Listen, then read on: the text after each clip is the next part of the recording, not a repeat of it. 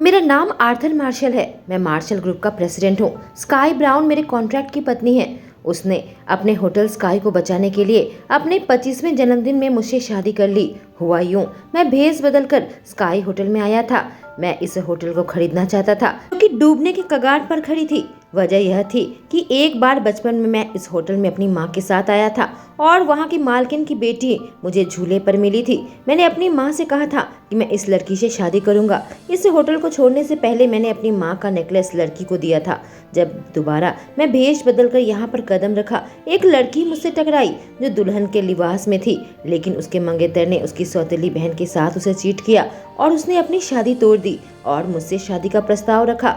मैं इनकार करने ही जा रहा था कि उसके गले की नेकलेस की ओर मेरी नजर गई और मैंने उसे पहचान लिया। शादी के लिए हाँ कर दी। शादी के बाद वह मुझे अपने घर पर लेकर आ गई। उसे मेरी पहचान नहीं मालूम थी। वह मुझे एक वेटर समझती थी।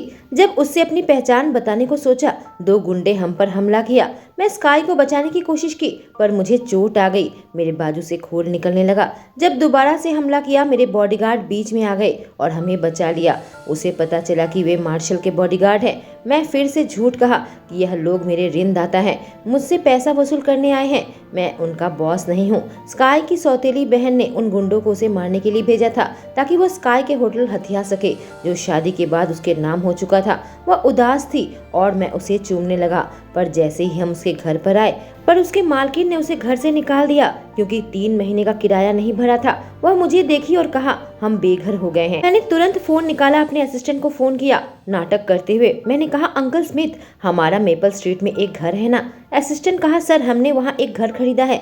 मैंने स्काई से कहा, मेरे अंकल का मेपल स्ट्रीट में घर है। स्काई चौंक कर कही, मेपल स्ट्रीट? जरूर वह अमीर होंगे। बात संभालने के लिए मैंने अपने असिस्टेंट से कहा, क्या वह घर मेपल स्ट्रीट के अगली गली में है? सही कहा ना? मेरा असिस्टेंट कहा, नहीं, हमारा वहाँ कोई घर नहीं है। मैंने कहा, वो वहाँ पर अभी घर खरीदे हैं। स्काई कही, फिर भी उस एरिया में घर खरीदना बहुत महंगा है। मैंने कहा, वो एक अपार्टमेंट है। अपने असिस्टेंट को समझाया, अपार्टमेंट है, समझ गए ना?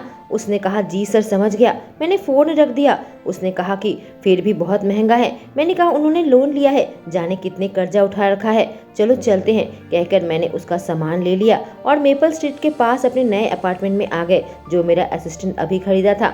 जाने कब तक मैं स्काई से यह छुपा पाऊंगा कि मैं कोई वेटर नहीं बल्कि मार्शल ग्रुप का प्रेसिडेंट हूँ। मैं घर पर लॉक का कोड दबा रहा था, वो खुल नहीं रहा था। वह कही, अगर तुम गलत कोड दबाते रहे तो सिक्योरिटी अलार्म बज जाएगा। मैंने कहा, हाँ मुझे अंकल को फोन करना पड़ेगा, पासवर्ड भूल गया हूँ। लेकिन तभी दरवाजा खुला और मेरे दोनों बॉडीगार्ड वहाँ खड़े थे, पॉल और निकी, जिसने थोड़ी देर पहले ही बीच में उन गुंडों से हमें बचाया था। स्काई चौंकी, कहा, तुम लोग यहाँ क्या कर रहे हो? हम यह नौकरी भी करते हैं, दूसरे के घर की सफाई। हम यहाँ सफाई करने आए थे, वह कहा। स्काई ने कहा, अजीब इत्तेफाक है, पहले तुम बॉडीगार्ड के रूप में मिले थे, अब घर की सफाई करने में। वह लोग जल्दी से वहाँ से निकल गए। मेरी जान में जान आई। मैंने तुरंत अपने असिस्टेंट को फोन किया, पूछा, पॉल और निक्की यहाँ पर क्या कर रहे थे? उसने कहा, सर आप एक बिलियनियर हैं और यह हमें देखना चाहते हैं कि यह जगह आपके लिए सेफ है। तभी स्काई आ गई। मैंने जल्दी से फोन रख दिया। मैंने देखा वो हाथ में फर्स्ट एड किट लेकर आई थी। तुम्हारे जख्मों का इलाज करने की जरूरत है। मेरे जख्मों को साफ करने लगी और मेरे करीब आई। मेरी नजर उसके होठों पर थी और उसकी भी। हम दोनों एक दूसरे को किस करने जा रहे थे। अचानक से मेरी नजर किसी चीज पर पड़ी। मैं दूर हट गया। उसने कहा, क्या हुआ है? क्या दर्द हो रहा है? मैं कराहने लगा।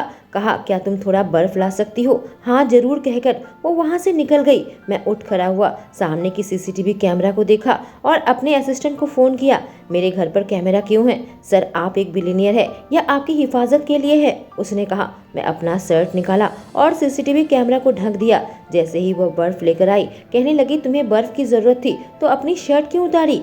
मैं उसे एक झटके से अपने करीब खींचा और उसके होठों पर होंठ रख दिए और उसे चूमने लगा। एक पल को चौंक उठी और फिर मेरे सामने आत्मसमर्पण कर दिया। मैं उसके होठों को चूस रहा था। अचानक से उसका फोन बजा। उसने उठाया। क्या बात है? उधर से उसके डैड की आवाज आई। तुमने जेनी के साथ क्या किया है? मैं पीछे से उसे पकड़ लिया और उसके खुले लट्टू को कान के पीछे करने लगा, उसके कंधे को सहलाने लगा। उसने कहा, डैड आपको यह पूछना चाहिए कि जेनी ने मेरे साथ क्या किया है।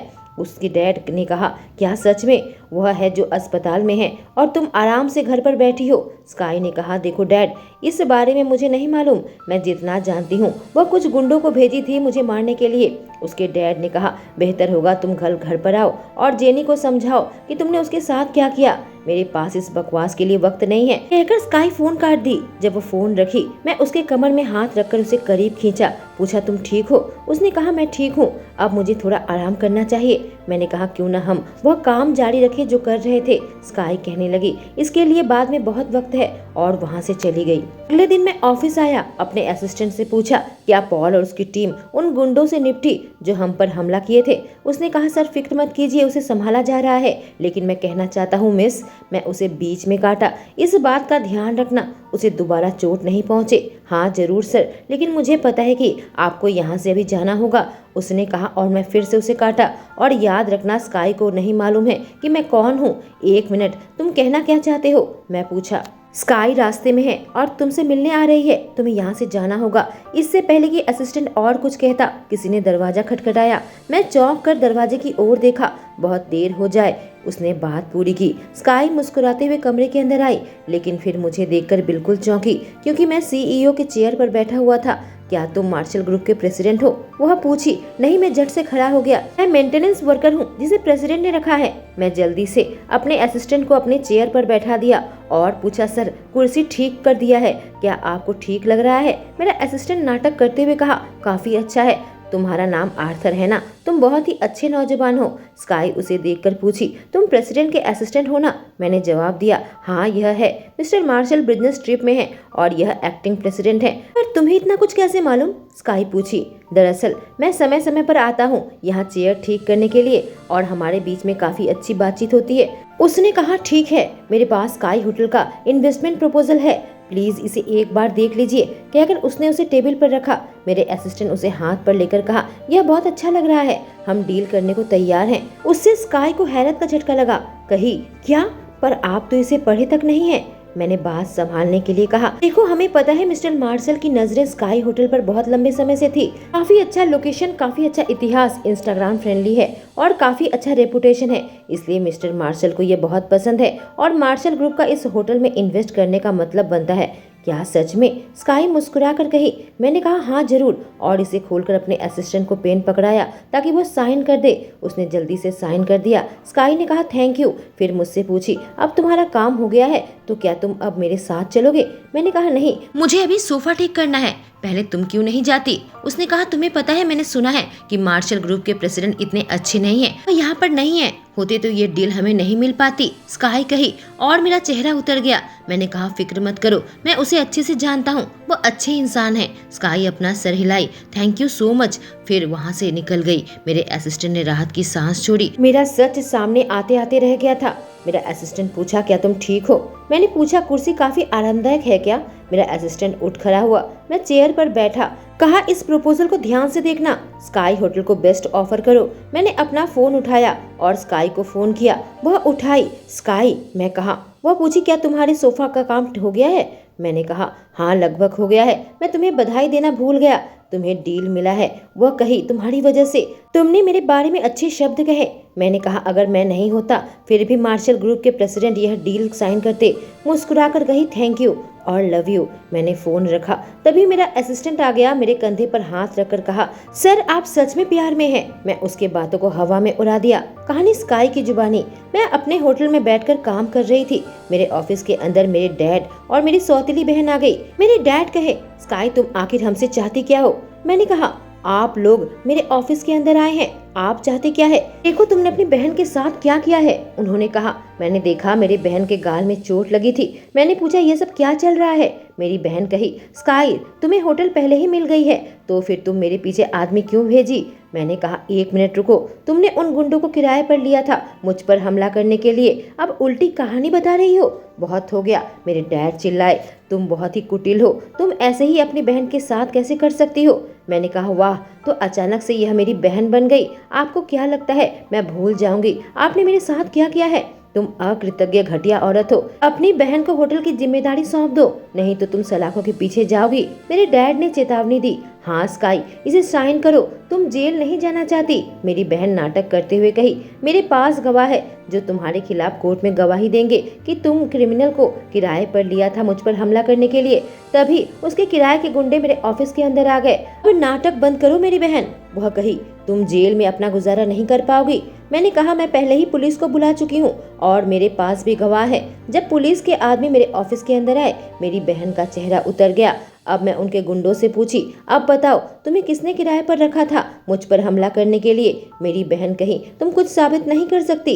मैंने कहा क्या सच में, कहकर मैं अपना फोन उठाई और ऑडियो रिकॉर्डिंग चलाया। अगर तुम लोग स्मार्ट हो तो तुम बताओगे कि तुम्हें किराए पर किसने लिया है। मैं बताऊंगा, यह जेनी है, जेनी ब्राउन। उसका एक गुंडा स्वीकार किया। मेरी बहन सूख कर कांटा बन गई। मैं वो रिकॉर्डिंग बंद की। जेनी, यह तुम थी, मेरे डैड ने उससे कहा। वह अपने गुंडों की ओर मुड़ गई, कही तुम लोग बेकार के जोकर हो। पुलिस ने कहा तुम्हें हमारे साथ आना होगा। उसे अरेस्ट करके ले जाने लगे। मेरे डैड ने कहा तुम अपनी बहन के खिलाफ ऐसा नहीं कर सकती, तुम सही सलामत हो।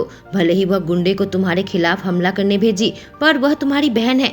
मैंने कहा मुझे जहाँ तक याद है मैंने आपको होटल से निकाल दिया है, आप जा सकते हो, तुम मेरे लिए मर चुकी हो। मुझे डैड ने जाते जाते कहा। अब मेरे सामने मार्शल के बॉडीगार्ड खड़े थे जिसने मेरे लिए गवाही दी थी। मैं उन्हें देखकर कही थैंक यू, मुझे याद है मैं अपने ऑफिस में थी तो वो गार्ड मुझसे मिलने आया था। स्काई ब्राउन पता चला है आपकी बहन फिर से उन गुंडों से कांटेक्ट में है, आप सावधान रहें। मैंने पूछा तुम्हें कैसे मालूम चला।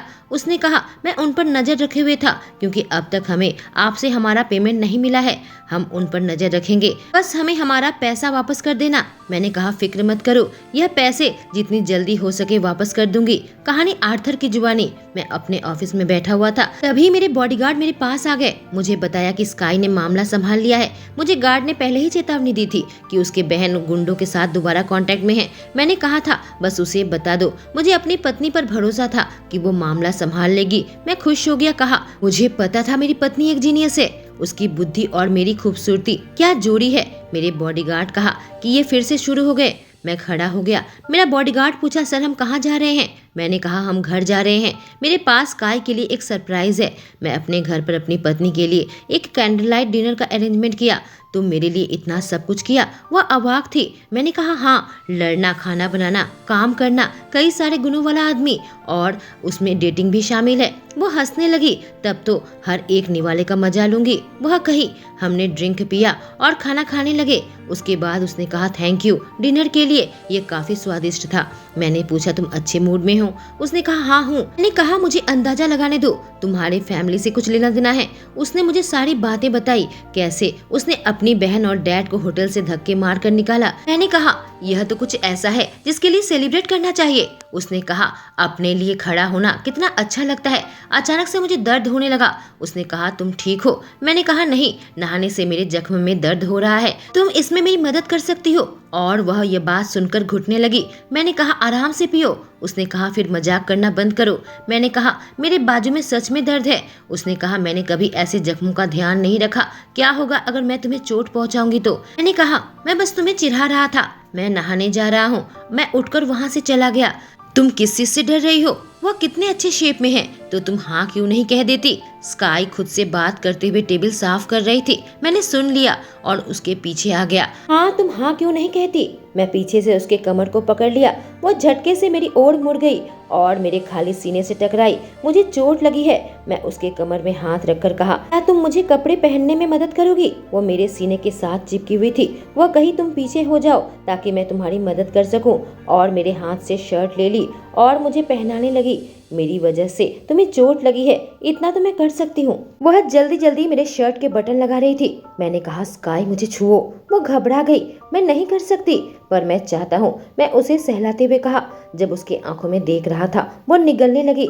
घबराहट से उसके चेहरे पर लालिमा छाई हुई थी। इंच इंच मैं उसके चेहरे के करीब आने लगा। हम दोनों शादीशुदा हैं, मैंने कहा। उसने कहा आर्थर यह बस सुविधा की शादी है, हमें यह करने की जरूरत नहीं है। जब मैं अपना हाथ उसके गालों पर रखा, अपना अंगूठा उसके गाल पर चलाने लगा। स्काई मेरे दिल में तुम्हारे लिए जज्बात पनपने लगे हैं। मैंने कभी किसी के लिए ऐसा महसूस नहीं किया जिससे मैं अभी अभी मिला हूँ। और फिर उसके बाजू में हाथ रख उसे अपने करीब करके उसके होठों को चूमने लगा। वह मेरे किस का जवाब दे रही थी। उसके हाथ धीरे धीरे मेरे बालों तक आ गए, उंगली से मेरे बालों को चला रही थी चूमते हुए। जब वह पीछे हटी, मैं उससे पूछा क्या मैं। वह मुस्कुराई और फिर मुझे चूमने लगी। अब किस जुनूनी होता चला गया।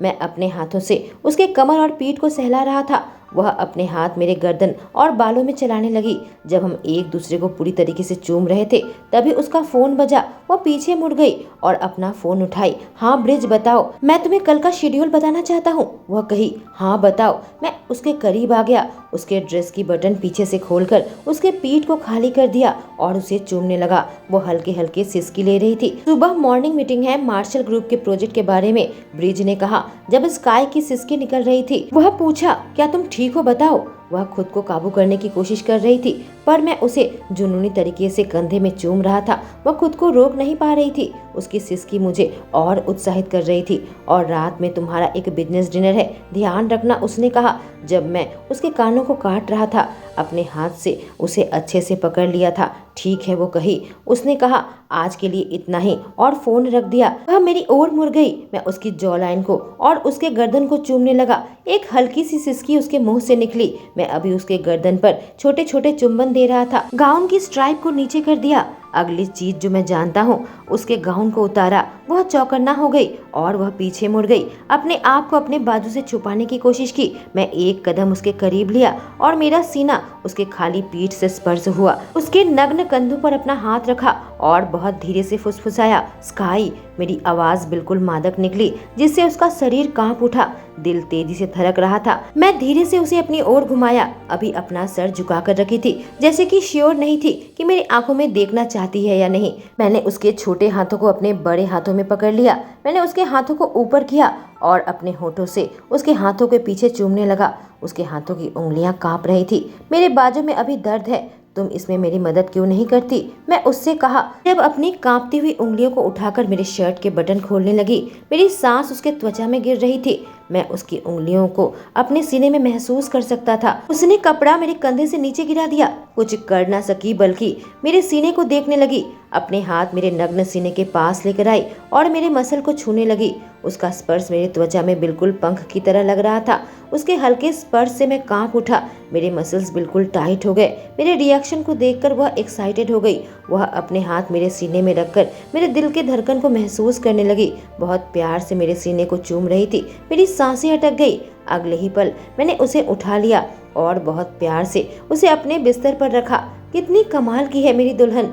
मेरी आंखें नम हो गई थी। उसकी आंखों से मिली मेरी तीव्र दृष्टि से वह हिल भी नहीं पा रही थी। उसके बाद मैं उसके शरीर के उभार को उंगली से महसूस करने लगा। ऐसा लगा वह एकदम जम गई। बहुत जल्दी से सांस भरी। मैं बेड के ऊपर आ गया, उसके शरीर को स्पर्श किया। उसका शरीर तुरंत प्रतिक्रिया किया। उसके बाकी के बचे अंडरगारमेंट उतार दिए। अपने हाथों से उसके उभार को महसूस करने लगा। ऐसा लगा उसका पेट मुड़ गया।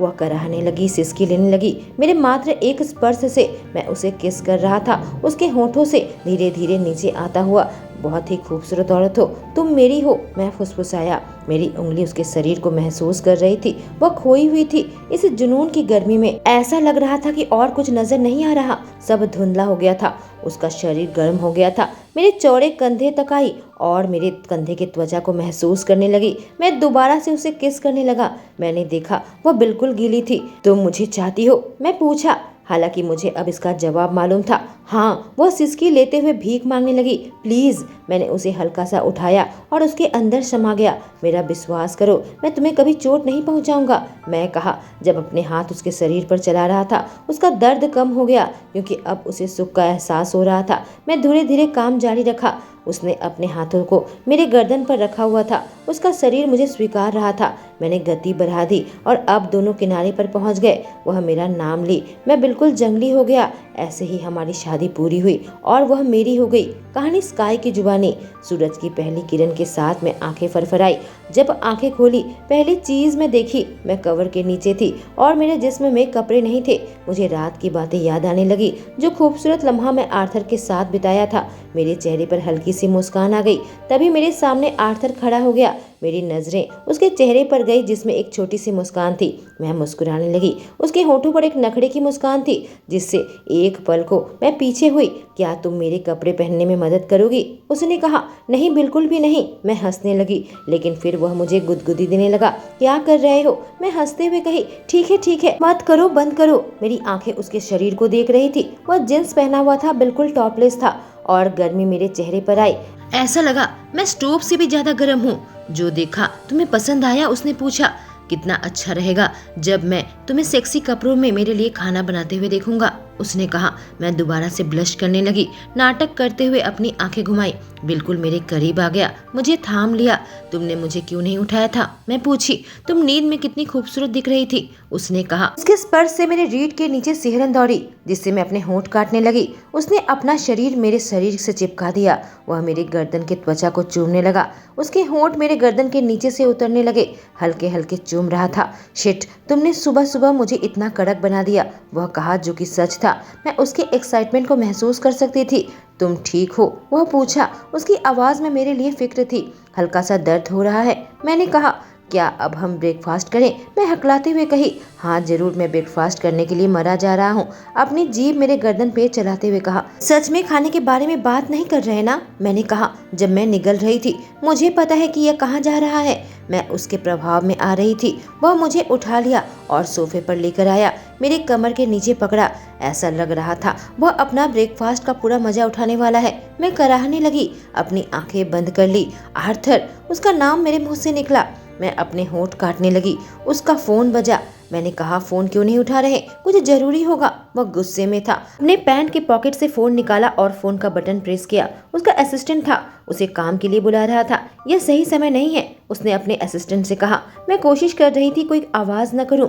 बहुत मुश्किल था जब वो मेरी त्वचा को चूस रहा था। मुझे अपनी सिसकी को रोकना पड़ रहा था। सर, आपकी आधे घंटे में एक मीटिंग है, अब तक ऑफिस नहीं आए, उसका असिस्टेंट कहा। आर्थर की आंखें खुल गई और चेहरा उतर गया।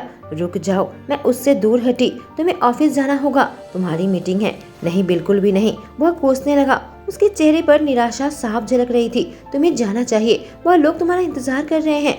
मैं बिल्कुल ही बिना सांस के कही। वह उठकर खड़ा हो गया, जल्दी से तैयार होकर वहां से निकल गया। संभल कर जाना, मैं कही। जब वह चला गया, डोर बेल बजी। मैं दरवाजा खोली तो लॉन्ड्री का आदमी सामने खड़ा था। मुझे कुछ कपड़े पकड़ाते हुए कहा, हम इन्हें साफ नहीं कर सकते। पर क्यों नहीं कर सकते? मैं पूछी। यह डिजाइनर स्टफ है और काफी महंगा है, हम इसे खराब नहीं कर सकते, आदमी कहा, जिससे मुझे हैरत का झटका लगा। क्या यह हाई लग्जरी ब्रांड है? मैंने पूछा।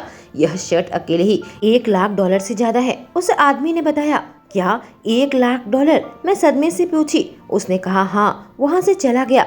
आर्थर, तुम आखिर मुझसे क्या छुपा रहे हो? जब रात को वह काम से वापस आया, मैंने उसके शर्ट उसके सामने रखा और अपने हाथ को सीने में मोड़कर उसके सामने खड़ी हो गई। उसने कहा, तुम्हें भूख लगी है ना? फिर मुझे देखकर पूछा, क्या हुआ? मैंने कहा, तुमने मुझसे झूठ क्यों कहा?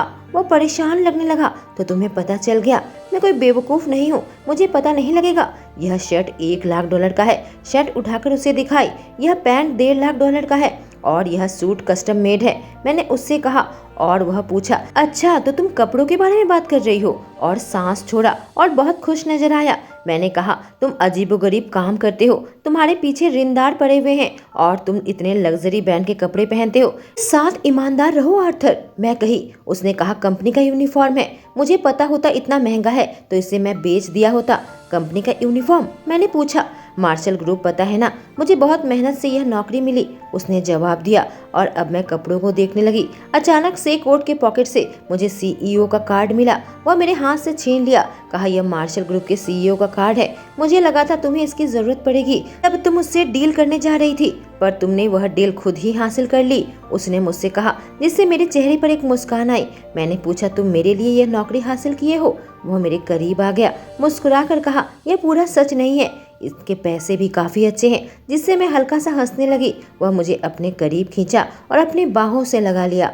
मैं अपनी एक बिजनेस मीटिंग से वापस आ रही थी। एक लग्जरी होटल में मैं आर्थर को देखा, जो कि टाइम्स ग्रुप के सीईओ के साथ था। मैं उसकी ओर जाने लगी तो मुझे मार्शल ग्रुप का वह 2 बॉडीगार्ड नजर आया। मैंने पूछा, तुम यहाँ उधार वसूल करने आए हो? एक ने कहा नहीं, दूसरे ने कहा हाँ। क्या आर्थर अंदर है?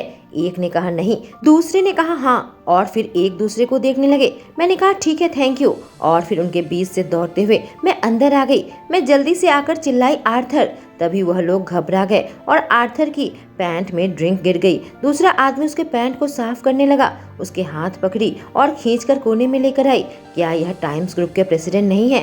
तुम इनके साथ ड्रिंक क्यों ले रहे हो? मैं पूछी। उसने कहा मैं प्रेसिडेंट के साथ कैसे ड्रिंक ले सकता हूँ, मैं बस उनका साथ दे रहा था। मैं हैरत से पूछी, उनका साथ दे रहे हो? उसने कहा हाँ, पॉल और निकी ने मुझे इस काम में लगाया है, इससे मैं अपना उधार चुका सकूंगा। एक बोतल पीने का $1,00,000 देंगे। और वह तुम्हारे पैंट को क्यों साफ कर रहे थे? मैं पूछी। उसने कहा वह मुझे हैरस कर रहा था। क्या? मैं बिल्कुल चौंक उठी। उसका हाथ पकड़कर खींचकर उसे अंदर लेकर आई। उस आदमी से कही, क्या तुम मेरे पति को पीने में मजबूर कर रहे थे? हाँ, यही आदमी है, मेरा पति पीछे से कहा, अपना सर उसे देखकर हिला रहा था। ठीक है, मैं उसके लिए ड्रिंक पीऊंगी, कहकर मैं शराब की बोतल उठा ली और पूरी बोतल पी गई।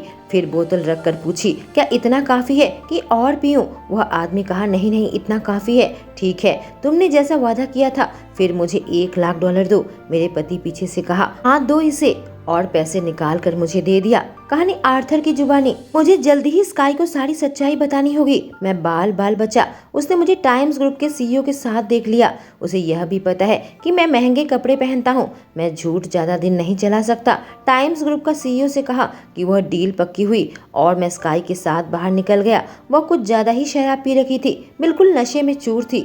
बाहर आकर मैं अपनी पत्नी से पूछा, तुमने इतनी शराब क्यों पी रखी है? प्लीज, मैं और ज्यादा पी सकती हूँ, एक और राउंड, वह कही। मैंने कहा नहीं नहीं, हरगिज नहीं, मेरे पति के साथ कोई पंगा नहीं ले सकता। वो मेरे करीब आकर कही। मैंने कहा फिक्र मत करो, मुझसे कोई पंगा नहीं लेता। वह अपनी उंगली मेरे नाक के सामने रखी, कही आर्थर, ये तुम ही हो ना? मैंने कहा हाँ, मैं ही हूँ। और फिर उसने अपने होंठ मेरे होंठों पर रख दिए। मैं कुछ नहीं कर सका, उसे चूमने लगा, यह जानते हुए भी कि वो नशे में है। लेकिन अचानक से वो मेरे कंधे में बेहोश हो गई।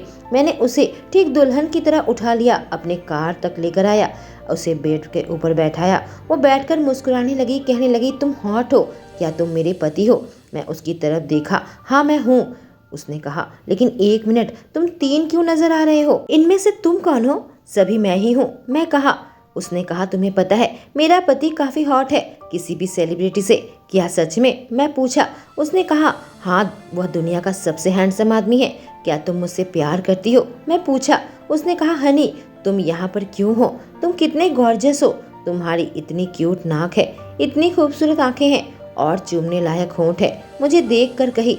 मैंने कहा हनी, तुम आग से खेल रही हो, तुम मुझे चूमो, वह कही। मैं निगलने लगा। मैंने कहा हमारी सुविधा की शादी है ना? उसने कहा हम शादीशुदा हैं, यह तुम्हारा काम है कि मुझे किस करो। मैं उसके ऊपर आ गया, उसे बिस्तर पर लिटा दिया, उसे चूमने लगा पूरे जुनूनी तरीके से। फिर मैं उसे अपने ऊपर लेकर आया। उसने कहा बहुत हो गया, पीछे हुई। मैंने कहा अभी तो करीब भी नहीं आया। वह अचानक से मेरे ऊपर बेहोश हो गई। स्काई हंसने लगी। उम्मीद है तुमने बहुत मजा किया, अब सोने का वक्त है। सच में मेरी पत्नी की हर एक छोटी छोटी बात मुझे इतनी अच्छी लगती है। आखिर तुम मेरे साथ क्या कर रही हो स्काई? क्या होगा जब हमारे कॉन्ट्रैक्ट पूरा हो जाएगा?